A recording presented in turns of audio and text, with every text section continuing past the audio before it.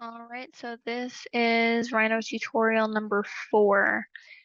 This is going to be the unrolling of our previous models that we made. So in total, we have 3 models that were digitized from our original foam models, and the other 3 are the iterations from our favorite model of those 3.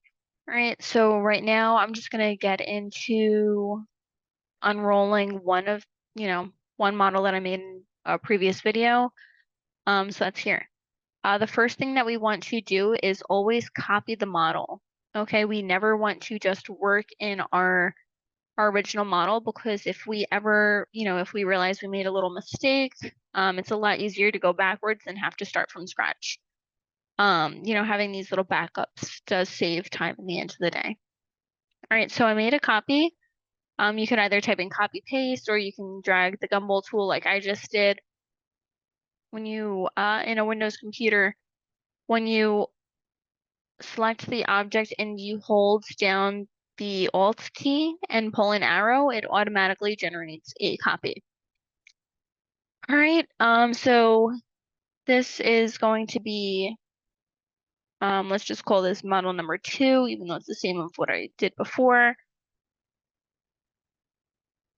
And so I just change that little text box, and I'm going to make an additional copy of the model.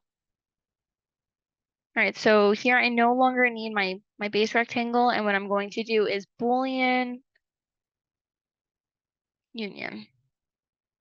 All right, so this makes it, rather than 3 separate pieces, 3 separate closed polygons, this actually makes it one single solid surface, poly surface. All right, so we're gonna then take our closed poly surface, we're gonna make another copy of it, and we're going to explode it. So you can either type in explode, and you see I have 19 surfaces that were generated from this model. But what you can also do is sorry. You can select the model and then click the middle roller button and of your mouse, and then I just, when you see this little explosion icon, that just, allows you to explode it separately. All right. And so now I'm going to make another copy, and this time I'm going to separate each of these pieces as if it is a separate model again. All right, so I actually think I rotated something over here. So let me just copy that again. And I'm going to separate it. All right, so by separate, I just mean drag it apart as if I'm working with those little foam models that we originally fabricated by hand. So you see all the cut points. And again, we're only able to see this because it was made hollow when we exploded that merged poly surface.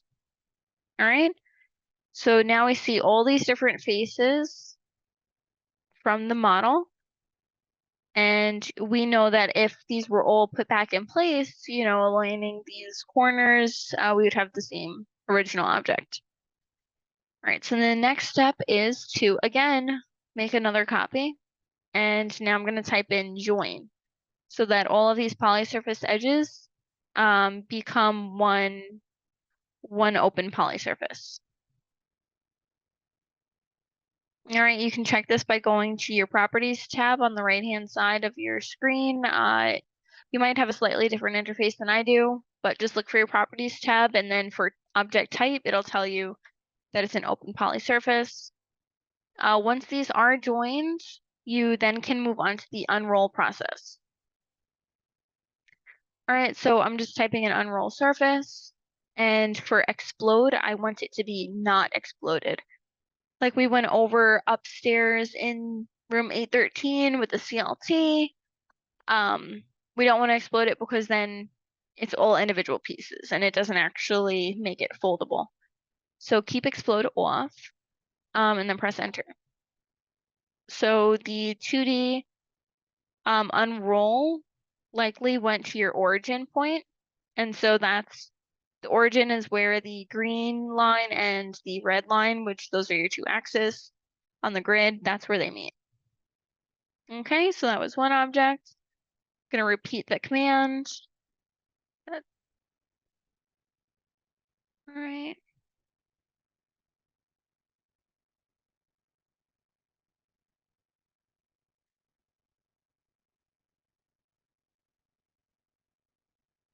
Great.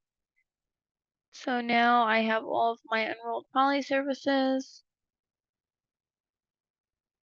and I'm just dragging them from, oh, I already have that one.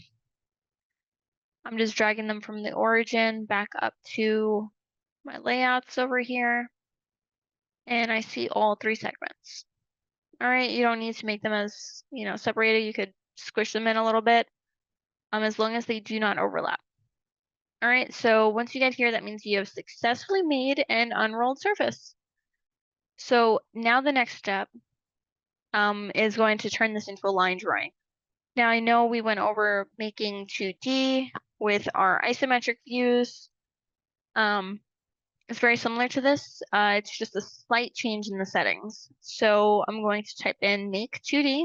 Oh, I'm sorry. I'm going to explode this first so that I can see all the individual faces.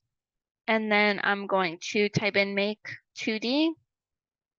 Make sure that you're in the C plane for this version by output layers and do not select group output.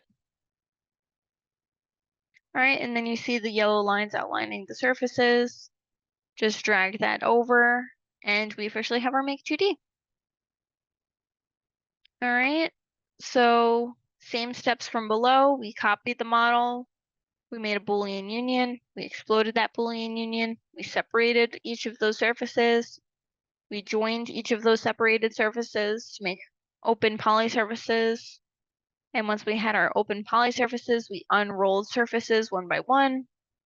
Once we unrolled them, we exploded them so that we can see the outlines of each face. And once we have that exploded, we can type in make 2D and get our line drawings that we will later separate into the Fab Lab laser cutting template. All right. If you have any questions, feel free to send me an email. You could send the email either to the whole class by clicking reply all when you respond, or you can just reply one-on-one and I'll be happy to help you. All right. All right. Thank you.